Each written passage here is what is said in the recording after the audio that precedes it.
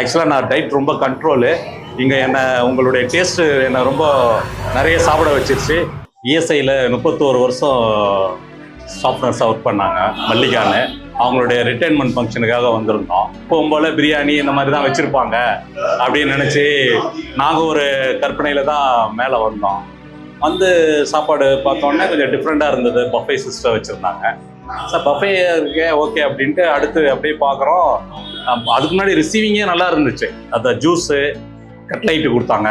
அது கட்லைட்டில் உண்மையே very good. திரும்ப திரும்ப கேட்டு கொடுத்தாங்க. அது கொஞ்சம் நல்ல டிஃப்ரெண்ட்டாக இருந்தது.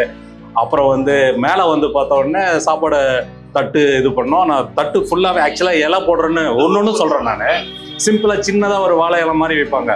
இது இலை ஃபுல்லாகவே வச்சுருந்தாங்க. இதுக்கு ஃபுல்லாகவே அது ஒரு குட் நைஸ். இளநீர் பாயாசம் ரொம்ப நல்லா இருந்தது. பன்னீர் அது ரொம்ப நல்லா இருந்துச்சு. தயிர் வடை அது நல்லா இருந்தது.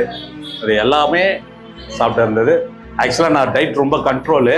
இங்கே உங்களுடைய டேஸ்ட்டு என்னை ரொம்ப நிறைய சாப்பிட வச்சிருச்சு.